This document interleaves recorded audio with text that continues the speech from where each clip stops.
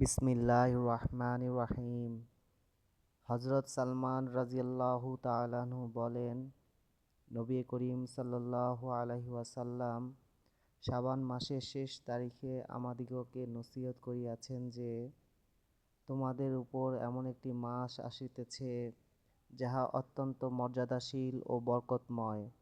এই মাসে এমন একটি রাত্র শবে কদর রহিয়াছে যাহা হাজারো মাস হইতে উত্তম।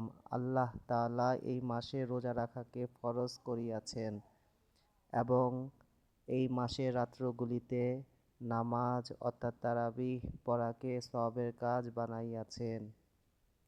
যে ব্যক্তি আল্লাহর নৈকট্য লাভের জন্য এই মাসে কোনো নফল ইবাদত করিল, সে যেন রমজানের বাহিরে একটি ফরজ আদায় করিল।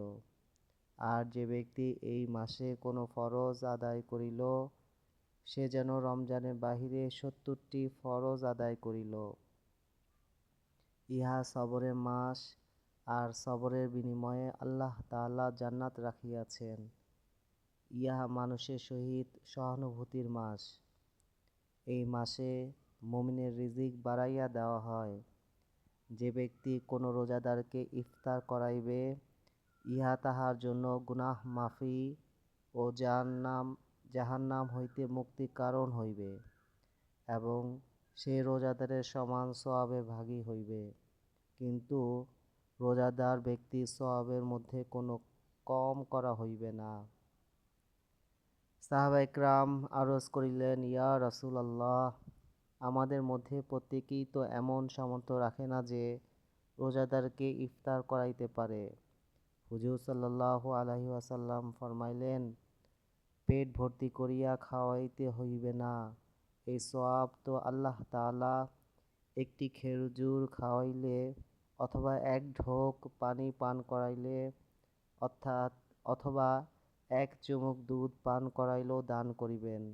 ইহা এমন মাস যে ইহার প্রথম অংশে আল্লাহর রহমত নাজিল হয়, মধ্যের অংশে গুনাহ মাফ করা হয় এবং শেষ অংশে জাহান্নাম হইতে মুক্তি দেওয়া হয়।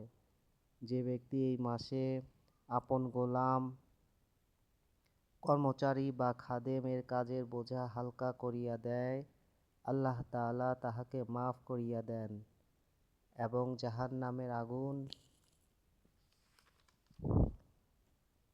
জাহান্নামের আগুন হইতে মুক্তি দান করেন। এই মাসে 4টি কাজ বেশি বেশি করিতে থাকো।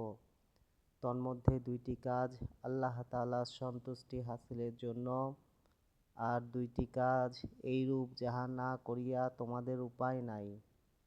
প্রথম 2 কাজ যাহা দ্বারা আল্লাহ তাআলাকে সন্তুষ্ট করিবে, উহা এই যে অধিক পরিমাণে কালেমায়ে তয়্যিবা পড়িবে এবং ইস্তেগফার করিবে। আর 2টি কাজ হইল আল্লাহ তাআলার নিকট জান্নাত পাওয়ার জন্য দোয়া করিবে এবং জাহান্নাম হইতে মুক্তির জন্য দোয়া করিবে। যে ব্যক্তি কোনো রোজাদারকে পানি পান করাইবে, আল্লাহ তাআলা কিয়ামতের দিন তাহাকে আমার হাউজে কাউসার হইতে পানি পান করাইবেন এবং যাহার পর জান্নাতে প্রবেশ করা পর্যন্ত আর পিপাসা লাগিবে না।